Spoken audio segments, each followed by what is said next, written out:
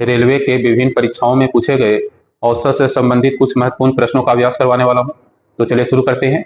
देखते हैं पहला प्रश्न, आसान प्रश्न से शुरू करते हैं। प्रश्न कह रहा है कि 40, 10, 25, 20, 35 और x संख्याओं का औसत 25 है, तो x का मान क्या होगा। तो यहाँ पर 6 संख्या है और 6 संख्या का औसत कितना है, 25 है। तो यहाँ पर कुल मान क्या हो जाएगा, तो कुल मान बराबर होता है औसत गुने संख्या, यानी 25 गुने 6, और 25 में 6 से गुना करेंगे तो आएगा 150। इसमें 5 संख्या का मान दिया हो, जिसका योगफल कितना होगा, तो 40 और 10 50 और 25 75 और 20 95 और 30 130। इसमें 5 संख्याओं का मान कितना हो गया, 130 है। तो छठी संख्या का मान निकालना है, तो 5 संख्याओं का योगफल 130। तो छठी संख्या x है, तो x क्या हो जाएगा, तो 150 घटाओ 130 यानी 20, यानी यहाँ पर x का मान कितना हो जाएगा, तो 20। ऑप्शन नंबर 1, ठीक है, पहला क्वेश्चन हो गया। अगला क्वेश्चन देखते हैं। अगला क्वेश्चन है कि छात्रों का 3 समूह है। पहला समूह में 55 छात्र है, अगला समूह में 60 छात्र है और अंतिम समूह में 45 छात्र है, ठीक है।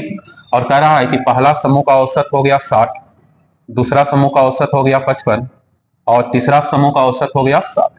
अब कह रहा है कि सबको एक साथ मिलाया जाए तो सभी छात्रों का औसत क्या होगा। देखिएगा, इसका एक बहुत ही आसान तरीका बता रहे हैं। अगर इसको डायरेक्ट गुना करके बनाइएगा तो बहुत ज्यादा टाइम लगेगा।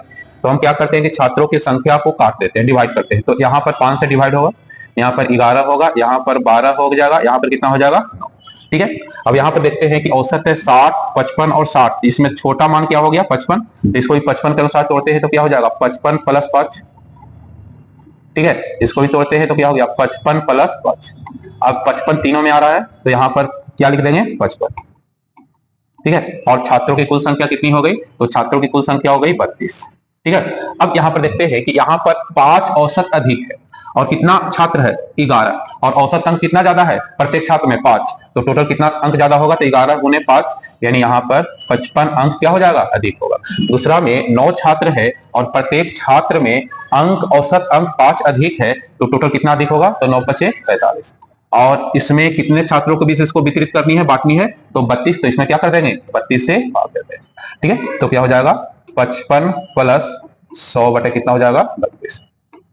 अब काट दीजिए, 25 चौके 100 और 8 चौके 32, यानी इसको करते हैं तो क्या हो जाएगा, 55 प्लस 3 पूर्णांक 1/8 यानी 58.125, यानी सभी छात्रों का औसत अंक कितना हो गया, 58.125।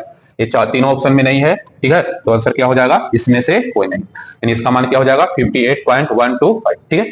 ये रेलवे ग्रुप डी परीक्षा में पूछा गया है। तो चलिए अगला क्वेश्चन देखते हैं। कह रहा है कि 4 क्रमागत सम संख्याओं का औसत 27 है, तो इसमें बड़ी संख्या ज्ञात है। यहाँ पर सम कह रहा है और 4 कह रहा है, तो 1 2 3 और 4, और कोई भी लगातार संख्या हो उसका औसत होता है बीच में आने वाली संख्या, या प्रथम संख्या प्लस अंतिम संख्या बटा। तो कोई भी लगातार संख्या का औसत होता है बीच में आने वाली संख्या, और यहाँ पर 1 और 4 के बीच में आएगा 2.5, और इसका औसत कितना दिया हुआ है, 27। एक चीज और देखिए कि प्रश्न में सम संख्या का वर्णन है और यहाँ पर मान आ रहा है 27, और 27 जो है 2 और 3 के बीच में आ रहा है। तो 27 के बाद कौन संख्या होगी जो सम संख्या होगी, तो 27 के बाद 28 सम संख्या होगी, और 28 के बाद 30 सम संख्या होगी, ठीक है। और 27 के पहले जो है 26 सम संख्या होगी, और 26 के पहले क्या होगी, 24 सम संख्या होगी, ठीक है। यानी क्या संख्या होगी, 24 26 28 और 30। अब कह रहा है कि बड़ी संख्या कौन सी होगी, क्या क्वेश्चन कह रहा है, बड़ी संख्या कौन सी होगी, तो बड़ी संख्या 30 होगी, यानी ऑप्शन क्या हो जाएगा, 3। इसका ऑप्शन क्या हो गया, ऑप्शन 3, यानी बड़ी संख्या क्या हो जाएगी, तो बड़ी संख्या हो जाएगी 3, ठीक है। ये तीसरा नंबर क्वेश्चन है। चलिए अगला क्वेश्चन देखते हैं। क्वेश्चन कह रहा है कि 3 के पहले 5 गुणजों का औसत क्या होगा। इसको साधारण भाषा में देखते हैं। क्वेश्चन कह रहा है कि 3 का पहाड़ा 5 बार पढ़ेंगे और उसका औसत निकालेंगे तो उसका मान क्या होगा, ठीक है। अब यहाँ पर सबसे पहले देखिए कि कोई भी लगातार संख्या हो उसका औसत बराबर होता है प्रथम संख्या प्लस अंतिम संख्या बटा 2, कोई भी लगातार संख्या। 3 का 5 गुणज कर रहा है, यानी 3 6 9 12 और 15, 3 के 5 गुणज हो गया। अब इसका औसत निकालना है, तो इसका औसत बराबर हो जाएगा प्रथम संख्या 3 प्लस 15 बटा 2, यानी कितना हो जाएगा 18/2, यानी कितना हो जाएगा 9। इसका आंसर क्या हो जाएगा? इसका आंसर हो जाएगा 9। या अगर आप ट्रिक याद रख सकते हैं तो अगर क्वेश्चन में रहे कि ए के प्रथम n गुणज का औसत रहे तो इसको ट्रिक याद रख सकते हैं, a इंटू एन प्लस 1/2। क्या होगा? a into n plus 1/2। और यहाँ a हो गया 3 और n हो गया 5, तो इसका क्या हो जाएगा? 3 इंटू 5 प्लस 1/2। इसको हल कीजिए तो 3 गुने 6/2। अब कट गया, यानी 3 3 9। ठीक है, आप इस तरह से भी क्वेश्चन बना सकते हैं और इस क्वेश्चन को इस तरह से भी बना सकते हैं। ठीक है, देखते हैं अगला प्रश्न देखते हैं।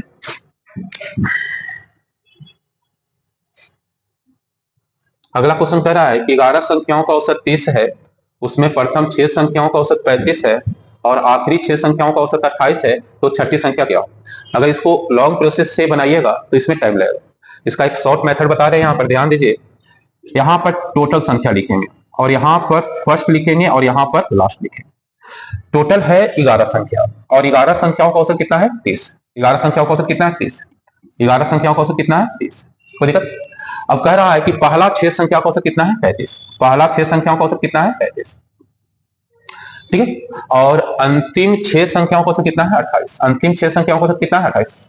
समझिए यहाँ पर अगर यहाँ पर ए दोनों का योगफल 6 प्लस 6 बड़ा हो 11 से, यानी बीच में आने वाली संख्या से, 6 प्लस 6 बड़ा हो बीच में आने वाली संख्या से, तो ये नियम लागू हम करेंगे यहाँ पर।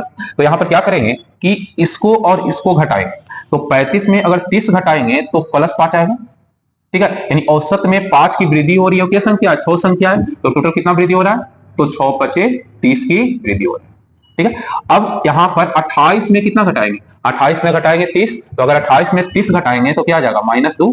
और यहां पर कितनी संख्या है? 6, तो इसमें कितना कमी हो गई? तो यहां पर कमी हो गई 12। अब सोचिए कि हम किसी संख्या को पहले 30 बढ़ा दिए और उसके बाद 12 घटा दे रहे हैं, तो अंतोगतवा 18 की क्या हो जाएगी? वृद्धि होगी। 30 बढ़ा दिए और 12 घटा दिए तो कितना की वृद्धि हो जाएगी? 18। तो 11 संख्या को कितना दिया हुआ है? 18। तो इसमें 18 जोड़ते हैं तो आंसर कितना हो जाएगा? 48। यानी यहाँ पर छठी संख्या पूछ रहा है, तो छठी संख्या का मान हो जाएगा कितना हो जाएगा? छठी संख्या का मान कितना हो जाएगा? 48, यानी ऑप्शन बी। अगर यहाँ पर ए बीच वाला बड़ा रहता, ठीक है, और ये दोनों का योगफल से ए बड़ा रहे, तो केवल इसको इस ओर उलट कर घटाएंगे। यानी यहाँ पर 35 में 30 घटा रहे थे, इसमें क्या घटाएंगे? 30 में 35, और इसी तरह से क्वेश्चन उसको उसमें बनाएंगे। इसमें कैलकुलेशन आपको बहुत आसान कर देता है। ठीक है, अब अगला प्रश्न देखते हैं। यहाँ पर 5वां नंबर प्रश्न है। क्वेश्चन कह रहा है कि एक प्रयोग के 3 परिणामों का औसत 40 है और एक चौथा परिणाम का औसत भी 40 है। एक 4 परिणामों का औसत कितना है? 40 है। तो यहां पर कह रहा है कि चौथा परिणाम ज्ञात है। अब समझिए कि 4 परिणामों का औसत भी 40 है, यानी टोटल मान कितना हो गया? 160। और 3 परिणामों का औसत भी 40 है, यानी टोटल मान कितना हो गया? 4 3 12, यानी 120। यानी जो चौथा परिणाम होगा वो भी 40 होगा, क्योंकि ये दोनों औसत मिल रहा है। ठीक है, तो चौथा परिणाम का मान भी क्या हो जाएगा? 40 ही हो जाएगा। बहुत आसान। ठीक है, आरपीएफ में पूछा हुआ क्वेश्चन है। चलिए अगला प्रश्न देखते हैं। क्वेश्चन कह रहा है WXYZ को आरोही क्रम यानी बढ़ते हुए क्रम में सजाया जा रहा है और इसमें प्रसार ज्ञात करना है। देखिए, जानिए कि प्रसार बराबर होता है उच्चतम मान और घटाओ न्यूनतम मान। उच्चतम मान घटाओ। यहाँ पर आरोही क्रम में सजाया जाएगा तो उच्चतम मान Z हो जाएगा और न्यूनतम मान क्या हो जाएगा? W। अगर हम Z घटाओ W ज्ञात कर लेते हैं तो यही उस प्रश्न का आंसर होगा। अब कह रहा है कि 3 न्यूनतम संख्याओं का औसत कितना है?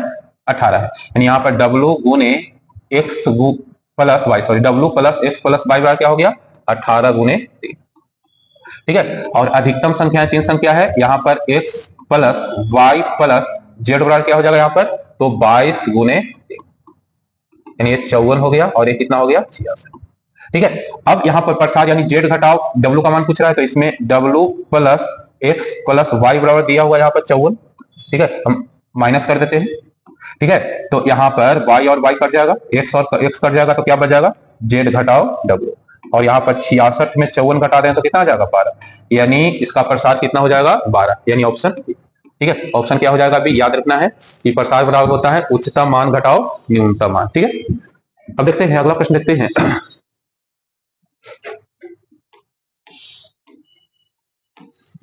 कह रहा है कि पहले पांच त्रिकोणीय संख्या का औसत। सबसे पहले समझते हैं त्रिकोणीय संख्या। तो अगर हम संख्या यानी अंक को बिंदु के माध्यम से दर्शाते हैं और जितने बिंदु को मिलकर एक समबाहु त्रिभुज का निर्माण करता है वही बिंदु की संख्या त्रिकोणीय संख्या कहा जाता है। जैसे यहाँ पर देखिए, पहला एक अपवाद होता है, एक त्रिकोणीय संख्या है, ठीक है। अब यहाँ पर तीन बिंदु अगर मिलाते हैं तो एक समबाहु त्रिभुज का निर्माण होता है, तो बिंदु की संख्या तीन है तो तीन भी त्रिकोणीय संख्या होगी, ठीक है। अगर हम इस तरह आधार में तीन बिंदु लेते हैं, यहाँ पर दो बिंदु लेते हैं, यहाँ पर एक बिंदु लेते हैं, तो ये भी समबाहु त्रिभुज का निर्माण होगी। बिंदु की संख्या हो गई 6, तो 6 भी त्रिकोणीय संख्या हो गई।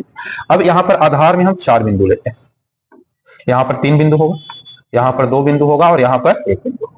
अब यहाँ पर कितना हो जाएगा, यहाँ पर 4 3 7 8 9 1 10, यानी 10 भी त्रिकोणीय संख्या, ठीक है। आगे लेते हैं अगला में पांच बिंदु,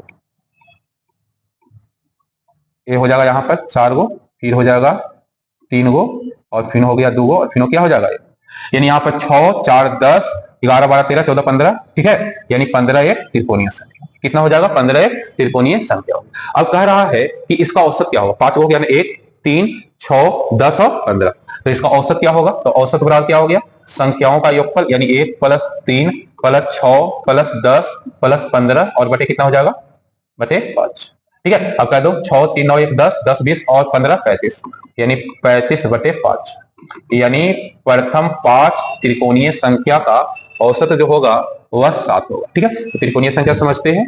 त्रिकोणीय संख्या, यदि संख्या को या अंकों को बिंदु के माध्यम से दर्शाया जाए तो एक समबाहु त्रिभुज के निर्माण होने में जितने बिंदु की आवश्यकता होगी उस बिंदु की संख्या त्रिकोणीय संख्या कहा जाता है, ठीक है।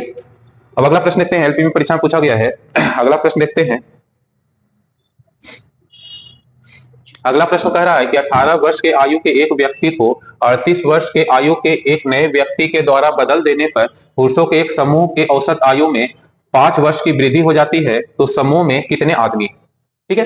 बहुत आसान क्वेश्चन है। यहां पर देखिए औसत में 5 वर्ष की वृद्धि हो जाती है, यानी अगर हम आदमी की संख्या x ले लें, आदमी की संख्या x ले लें और प्रत्येक व्यक्ति के आयु में 5 वर्ष वृद्धि हो रही है, तो कुल वृद्धि कितनी हो जाएगी, कुल वृद्धि कितनी हो जाएगी, तो कुल वृद्धि बराबर हो जाएगी 5x, यानी टोटल आयु में कितना की वृद्धि हो जाएगा, 5x। क्यों वृद्धि हो रहा है, एक 18 वर्ष के आदमी के जगह के वर्ष का आदमी आ गया 38, यानी दोनों के आयु के बीच का अंतर कितना हो जाएगा, 38 घटाओ 18, जिसके कारण वृद्धि हो रहा है ना, यानी यहाँ पर 20 वर्ष आयु बढ़ रहा है, जिसके कारण उसके आयु औसत में 5 वर्ष की वृद्धि हो जाएगा। तो यहाँ पर x का मान कितना आ जाएगा, 20/5, यानी कितना हो जाएगा 4, यानी उस ग्रुप में व्यक्तियों की संख्या कितनी थी, तो उस ग्रुप में व्यक्तियों की संख्या कितनी थी, 4 थी। उसमें एक व्यक्ति 18 वर्ष का था, उसके स्थान पर एक व्यक्ति 38 वर्ष का आ गया, जिसके कारण औसत में 5 वर्षों की क्या हो गई, वृद्धि हो गई, ठीक है। 9वां नंबर क्वेश्चन है। चलिए अगला प्रश्न देखते हैं।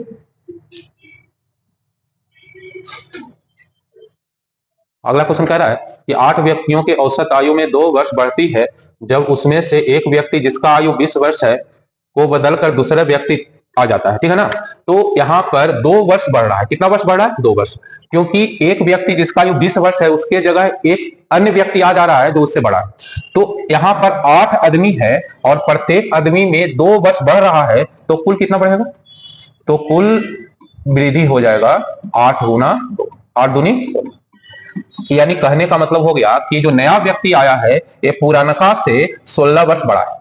नया व्यक्ति आया है जो पुरानका से 16 वर्ष बड़ा है तब ना बढ़ा है, अगर छोटा रहता तो क्या होता, घट जाता। तो यहाँ पर नया व्यक्ति जो आया है पुराना व्यक्ति से 16 वर्ष क्या है, बड़ा है, यानी नए व्यक्ति या दूसरे व्यक्ति का आयु क्या हो जाएगा, तो दूसरे व्यक्ति का आयु हो जाएगा 20 + 16, यानी कितना हो जाएगा 36, यानी दूसरे व्यक्ति का आयु कितना वर्ष हो जाएगा, 36 वर्ष। ऑप्शन नंबर 3, ठीक है। एनटीपीसी में क्वेश्चन पूछा हुआ है। चलिए देखते हैं अगला प्रश्न।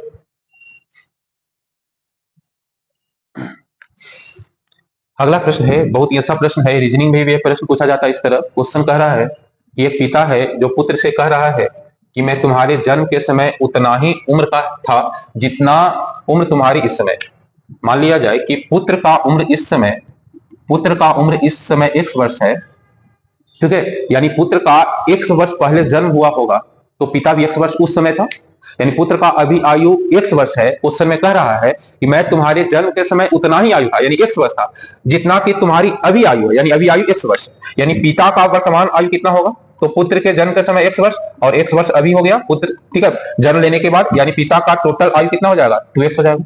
अब क्वेश्चन कह रहा है कि यदि पिता की उम्र जो है 38 वर्ष है, यानी 2x बराबर कितना वर्ष है 38 वर्ष, तो x बराबर कितना हो जाएगा यहाँ पर x बराबर 19, यानी पुत्र का वर्तमान आयु कितना है 19 वर्ष। अब क्वेश्चन कह रहा है कि पुत्र के 5 वर्ष पहले, यानी अभी कोई व्यक्ति 19 वर्ष का है तो 5 वर्ष पहले उसका उम्र कितना होगा, तो 19 घटाओ 5, यानी कितना वर्ष 14 वर्ष, यानी पुत्र जो है 5 वर्ष पहले के वर्ष का होगा 14 वर्ष का, कितने वर्ष का होगा 14 वर्ष का, ठीक है। ये प्रश्न रीजनिंग का है, रीजनिंग में भी ये क्वेश्चन बहुत ज्यादा पूछा जाता है, ठीक है। अब अगला प्रश्न देखते हैं। क्वेश्चन कह रहा है कि 10 वर्ष में ए का आयु बी के 10 वर्ष पहले के आयु का दोगुना है। क्वेश्चन कह रहा है कि 10 वर्ष बाद ए का आयु 10 वर्ष पहले बी के आयु का क्या गुना है, दोगुना है, बहुत आसान है, ठीक है। अब यहां पर कह रहा है कि यदि अभी ए बी से 9 वर्ष बड़ा है, अभी जो है ए का आयु बी के आयु से 9 वर्ष अधिक है, यानी ए घटाओ बी बराबर क्या हो जाएगा 9। हमको बी का आयु याद करना है तो ए बराबर कितना हो जाएगा 9 प्लस बी, बहुत आसान तरीका से बनेगा। ए बराबर क्या हो जाएगा 9 प्लस बी, यहाँ पर ए की जगह रखेंगे मान, तो क्या हो जाएगा 9 प्लस बी और प्लस 10 बराबर यहाँ पर गुना हो जाएगा तो 2b माइनस क्या हो जाएगा 20, ठीक है। अब यहाँ पर 19 हो जाएगा तो क्या हो जाएगा b प्लस 19 बराबर 2b माइनस 20। अब b को इधर ले जाओ और ये सॉरी 20 को इधर ले जाओ, b को इधर ले जाते हैं तो क्या हो जाएगा 2b माइनस b बराबर क्या हो जाएगा 20 प्लस 19, यानी b का वर्तमान आयु कितना वर्ष होगा, तो b का वर्तमान आयु 39 वर्ष का होगा, यानी ऑप्शन b का वर्तमान आयु क्या हो जाएगा, तो b का वर्तमान आयु क्या हो जाएगा 39 वर्ष होगा। अगर a का आयु ज्ञात करना है तो a जो है 20 से 9 वर्ष बड़ा है, तो अगर a का वर्तमान आयु ज्ञात करना है तो कितना हो गया 39 प्लस 9, यानी कितना हो जाएगा 40। अगर a का आयु ज्ञात करना रहेगा तो a का आयु कितना हो जाएगा 48 वर्ष, लेकिन यहाँ पर b का आयु ज्ञात करना है, ठीक है। अब अगला प्रश्न देखते हैं, ये 12 नंबर क्वेश्चन है।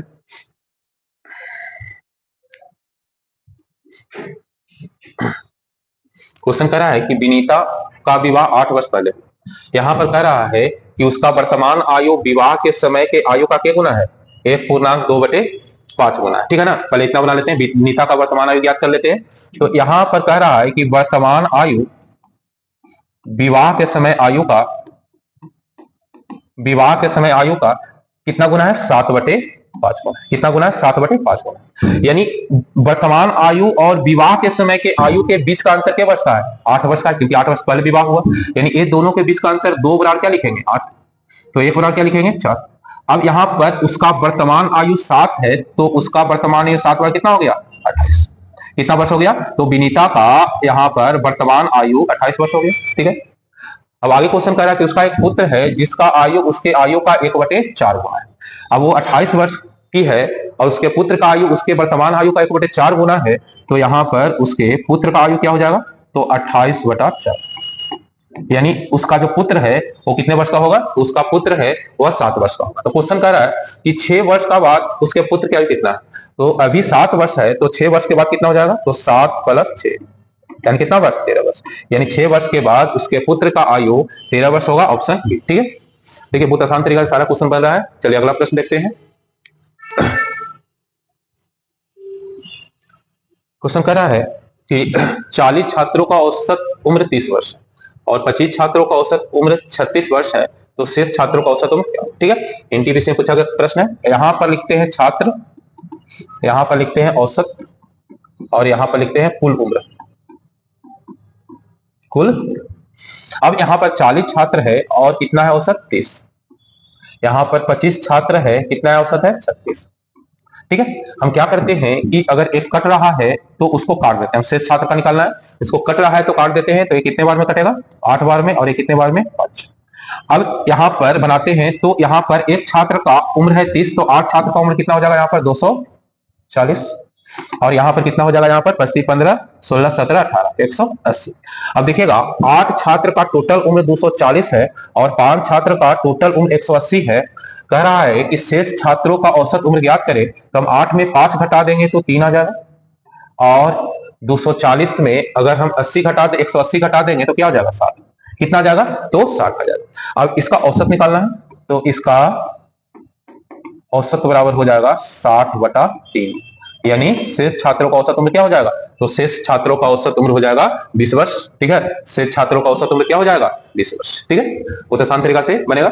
इसको एक तरीका से और बना सकते हैं यहाँ पर, जैसे यहाँ पर इसको कुल नहीं लिखिए, एक तरीका और देखिए, इसको कुल नहीं लिखिए। ठीक है, यहाँ पर इसको काट दीजिए। अब यहाँ पर 3 छात्र का निकालना है, यहाँ पर क्या निकालना है 3 छात्र। अब देखिएगा शेष छात्र रहे तो ऊपर वाला को नीचे के अनुसार लिखते हैं, तो इसको लिख सकते हैं 36 घटाओ 6, और 36 में 6 घटाएंगे 30 आएगा, लिखने से कोई दिक्कत हमको नहीं है। अब ये 36 है, ये 36 है, तो यहाँ भी लिख देते हैं यहाँ पर 36, इसको घेर देते हैं, इसके साथ कुछ नहीं करना है। यहाँ पर माइनस है तो माइनस लिख दीजिए। अब देखिएगा यहाँ पर प्रत्येक छात्र के औसत आयु में 8 वर्ष की कमी हो रही है, तो टोटल कितनी कमी हो जाएगी 8 गुने 6, और ऐसे यहाँ पर 3 छात्र में इसको कम करना है तो कितना हो जाएगा 8 गुने 6 बटा 3, यहाँ पर क्या हुआ 2, तो कितना हो जाएगा यहाँ पर 36 और 8 दूनी 16, और 36 में 16 कट गया तो क्या हो जाएगा 20। इस तरह से बना सकते हैं। एक कब काम करेगा, यहाँ पर डिजिट रहता 43, यहाँ पर रहता 24, यहाँ पर रहता 35, यहाँ पर 35, ठीक है, यहाँ पर 25, इस तरह रहता, तो गुना करने में टाइम लगता, और इसमें बहुत कम टाइम लगेगा, कम गुना करना है, कम भाग देना है। ठीक है, तो ये विधि के द्वारा भी आप लोग उसको हल कर सकते हैं। ठीक है ना। अब चलते हैं अगला प्रश्न पर कि समान जन्म तिथि वाले 7 बच्चों का जन्म 7 क्रमिक वर्षों में हुआ। क्वेश्चन को समझते हैं कि मान लिया जाए कि आज किसी बच्चे का जन्म हुआ, तो अगला साल आज ही के दिन अगला बच्चे का जन्म होगा, उसके अगला साल आज ही के दिन तीसरा बच्चे का जन्म होगा, इस प्रकार 7 बच्चे का जन्म हुआ। तो इसको हल करते हैं बहुत आसान तरीका से। यहाँ पर 7 बच्चे हैं, ठीक है, और आगे क्वेश्चन कह रहा है कि सबसे बड़े 3 बच्चे के आयु का योगफल दिया हुआ है 63। सबसे बड़े 3 बच्चे के आयु का योगफल 63 दिया हुआ है, तो कोई भी लगातार संख्या है और उसका औसत निकालते हैं, तो औसत बीच में आने वाली संख्या होती है। यानी 3 बच्चे हैं और आयु का योगफल 63 है, तो इसका औसत हो जाएगा 63/3, यानी छठा बच्चा की आयु क्या हो जाएगा 21 वर्ष। इधर घटते क्रम में तो 5वां बच्चा की आयु 20, चौथा बच्चा की आयु 19, तीसरा बच्चा की आयु 18, दूसरा बच्चा की आयु 17, और पहला बच्चा की आयु 16 वर्ष। अब क्वेश्चन कह रहा है कि 3 सबसे छोटे बच्चे के आयु का योगफल, यानी 3 सबसे छोटे, पहला दूसरा और तीसरा, यानी 16 + 17 + 18, यानी योगफल कितना वर्ष होगा, तो योगफल कितने वर्ष का होगा 51 वर्ष। यानी 3 सबसे छोटे बच्चे के आयु का योगफल 51 वर्षों का होगा। ठीक है, देखिए अब अगला प्रश्न देखते हैं। अगला प्रश्न कह रहा है कि 40 पेन है जिसका औसत क्रेमूल 10 रुपया और 30 पेन का औसत क्रेमूल 2 रुपया है, और सभी पेनों को 560 रुपया में बेचा गया, तो औसत विक्रय क्या होगा। देखिए यहाँ पर इसका और इसका काम ही नहीं है। पेन की संख्या कितनी हो गई, तो संख्या हो गई 40 + 30, ठीक है, पेन और पेंसिल मिलाकर 70 को हो गया, और उसका विक्रय हो गया 560, तो औसत विक्रय क्या हो जाएगा यहाँ पर, तो 560/70, यानी ठीक है, प्रत्येक वस्तु का औसत विक्रय कितना हो जाएगा, तो 8 रुपये। ठीक है, इसमें 2 रुपया और 10 रुपया का काम नहीं। ठीक है, अब अगला प्रश्न देखते हैं। कह रहा है कि एक फुटबॉल टूर्नामेंट में रियल मैड्रिड के 33 गोल किए और 22 छोड़ दिए, तो प्रत्येक खिलाड़ी ने औसतन कितने गोल छोड़े। ठीक है ना। अब यहाँ पर 33 गोल किया, बहुत आसान क्वेश्चन है, और 22 गोल क्या कर रहा है, छोड़ दे रहा है। और फुटबॉल टूर्नामेंट है, तो फुटबॉल टूर्नामेंट में कितने खिलाड़ी होते हैं, तो फुटबॉल टूर्नामेंट में 11 खिलाड़ी होते हैं, और टोटल जो है 22 गोल छोड़ा गया, तो प्रत्येक खिलाड़ी का अगर निकाला जाए तो प्रत्येक खिलाड़ी 2 गोल छोड़ेगा।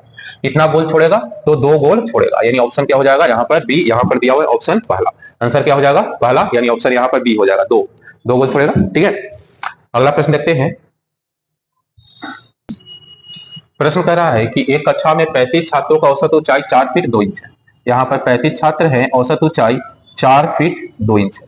टोटल ऊंचाई क्या हो गया, तो 35 में 4 से गुना करेंगे 140 फीट 70 इंच। ठीक है, उसमें से 3 छात्र चला गया, इसमें 3 छात्र चला गया जिसका ऊंचाई था 4 फीट 10 इंच। ये टोटल कितना इंच चला गया, तो 12 फीट 30 इंच वाले व्यक्ति क्या हो गया, चला गया। अब शेष कितना व्यक्ति बच गया, तो शेष 32 व्यक्ति बच गया, और इसका कुल कितना ऊंचाई बच गया, तो यहां पर घटाते हैं तो कितना हो जाएगा 128 फीट 40 इंच। कितना हो गया 128 फीट 40 इंच। ठीक है, आगे प्रश्न कह रहा है कि 6 नए छात्र आ जाने से जिसका कुल ऊंचाई 33 फीट 4 इंच है। ठीक है, यानी इसमें 6 आ गया तो कितना हो गया 38 हो गया। ठीक है, और इसका औसत ऊंचाई कितना है, तो 33 फीट 4 इंच, यानी टोटल कितना हो गया 161 फीट 44 इंच। अब हम क्या करते हैं कि एक पूरे को हम इंच में बदल लेते हैं। ठीक है ना, तो 1 फीट में 12 इंच होता है। तो क्या हो जाएगा 161 गुने 12 प्लस 44। खरीजिए 12 इकाई 12 12 छक 72 एक 73 और 12 12 7 19 में 44 जोड़ दीजिए तो कितना हो गया 1976। ये टोटल ऊंचाई कितना हो गया 1976 इंच। और कितने बच्चे हो गए 38 बच्चे हो गए। तो औसत क्या हो जाएगा यहाँ पर